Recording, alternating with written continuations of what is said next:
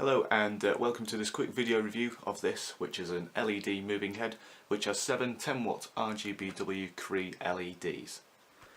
Now then, we'll have a quick look at the unit itself. So currently this is suspended upside down from some truss. So what you're going to see here is upside down, obviously. So on the front of the unit there is a 4-aspect LCD display, a mode button, up button, down button and an enter button. And then as we work our way down to the head itself, we can see the 7 10-watt RGBW LEDs.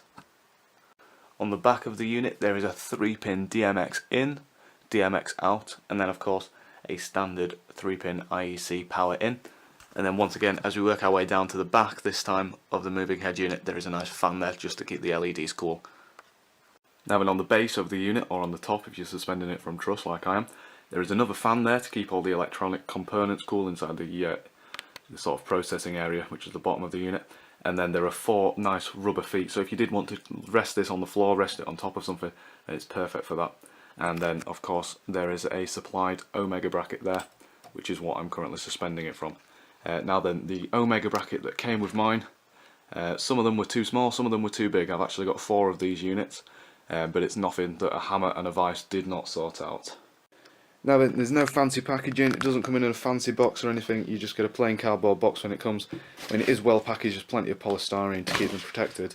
And then all you get in the unit is a IEC lead, and then of course the compulsory horrendous Chinese description manual, which is, well, it makes for some very interesting reading, but it's a very simple fixture to work out. So what we'll do is we shall power it up.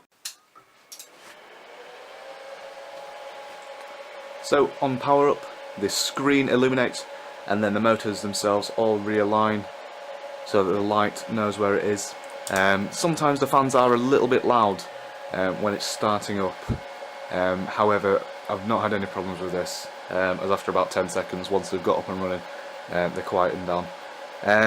The fans themselves, they're not silent, but I mean, I do some very big gigs when I'm using these, so once again, it really does not bother me at all. As you can see, the screen on the top has died out, so that's on a nice timer there, so that's not going to be illuminated all the way through. So we'll have a quick look through the settings which it can offer. Now, and you'll have to bear with me as I'm holding the camera upside down so you can get a better view. So we'll work our way through. So D is address, and mine is set to 38 for my controller. So if we press that again, that'll take us there, which is master fast. If we work our way up using the up and down on here, master fast, that's sound active. I believe that's sound active again. That's the slave mode there, so if you have it in DMX master slave, that's the setting you want it at there.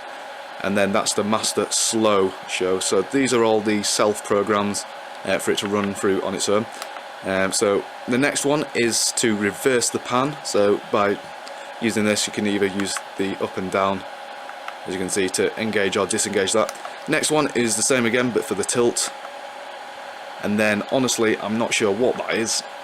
That is whether you want it in 13-channel DMX mode, 5-channel DMX mode, or 7-channel, I believe, on this particular fixture. So that's quite nice. If you don't need all of the channels, then that can really save you some time. And then once again, I'm not actually sure what this one does, so it's a bit awkward.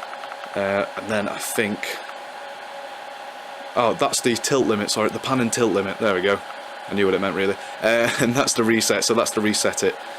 Once you've booted it up, if it starts playing up, then you can just hit that and it will reset the board inside of it. And then that is to load your configuration, and then once again we are back to the DMX address. Now then, I've set one of the units onto sound active and the other onto slave, just to show you what they can do. So as you can see, these are incredibly bright units, they really are, I must say. So I'll just give you a quick overview of my positives and negatives. So the first positive, fantastically bright units, great colours, very fast as well, very smooth when you want it to work slowly through DMX. I mean, they really do exactly what I need them to do, which is great. I mean, 2 of these look great together, 4 of these look great together, so you can get as many as you want. Negatives, as you can probably see, it does strobe in this setting when it works through its own systems like that then. So that can be a real pain in the neck, especially if you're wanting this to do the slow show. on its own configuration, as it strobes on that as well. So that means for me, like, I can't put this on, I can't use these at kids' parties, for example, because I just wouldn't be able to trust them on an automatic setting. I don't bother with DMX for kids' parties for obvious reasons. So what I'll do is I shall kick some smoke out, and then you can see what it looks like with some fog, and then I'll probably stick some clips on of some gig logs I've done, or some gigs, so you can actually see these in action.